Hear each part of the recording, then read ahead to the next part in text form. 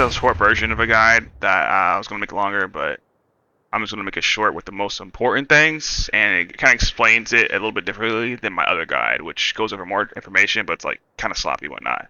So the main takeaways is gonna be double alpha, beta alpha combo, all hits gamma, alpha pushing, and alpha staggering, and that's like the main things. Like every single Cementoss player like kind of needs to learn.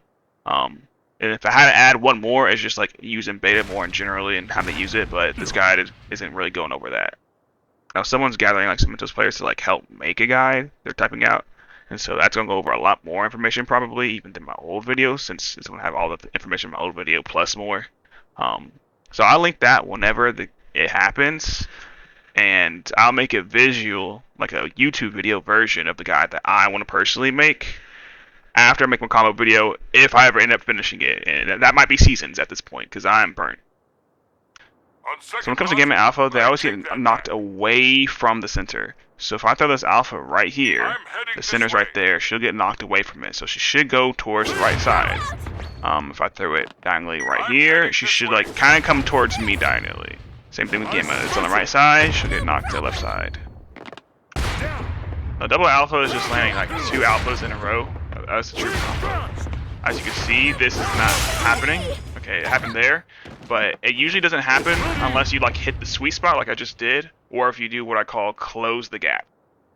Closing the gap generally means after you hit them with a move, you close the distance between you and the opponent.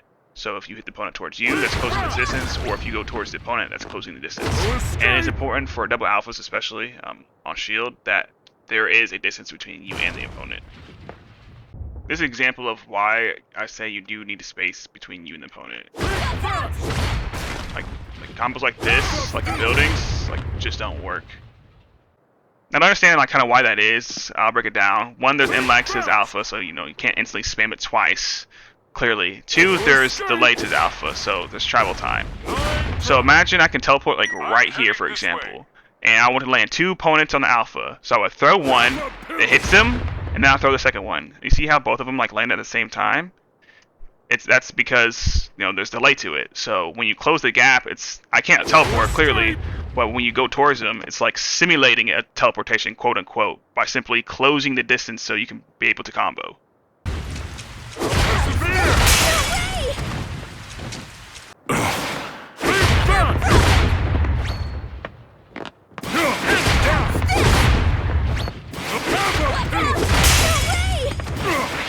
I'm gonna go over all hits gamma.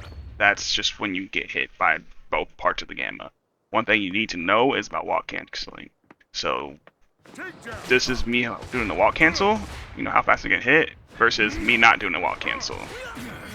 Instead of walk cancel, you just had to have a directional input on the ground to end the end lag sooner. So I'm just holding forward, or I can just hold leftward, whatever. I'm holding backwards like the whole time I'm doing this, right? Now on shield, gammas roll. So right before they can roll, you want to hit them with an alpha. And if you hit them with the alpha correctly, with timing and such, they'll get hit in a way that they'll still be in the hitbox of this when it spawns. So when this spawns, then they'll get hit again. And that's the all hits gamma.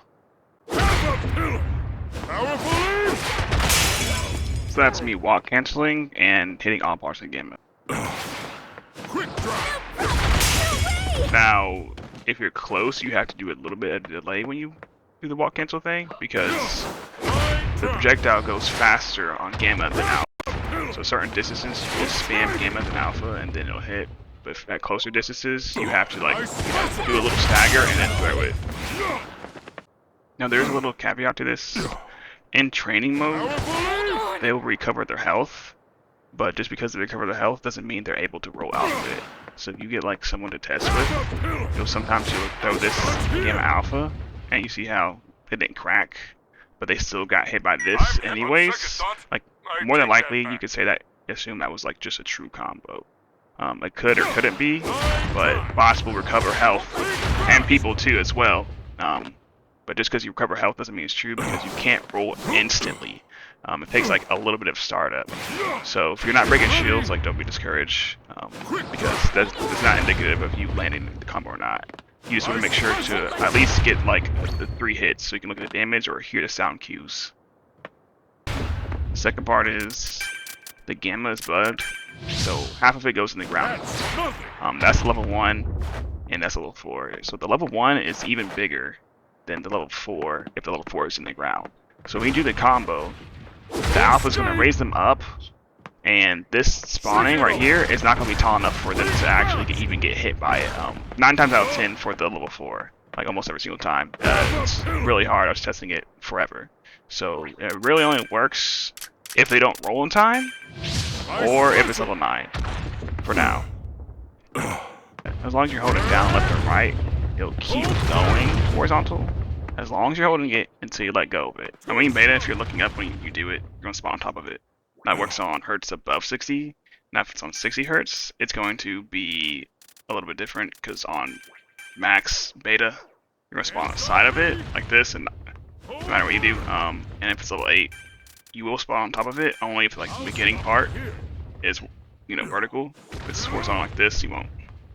So you got the beta alpha combo.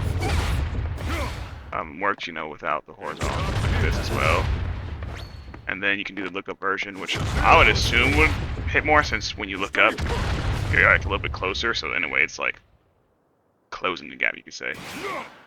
So on movement, the basic one is air mailing before you go down.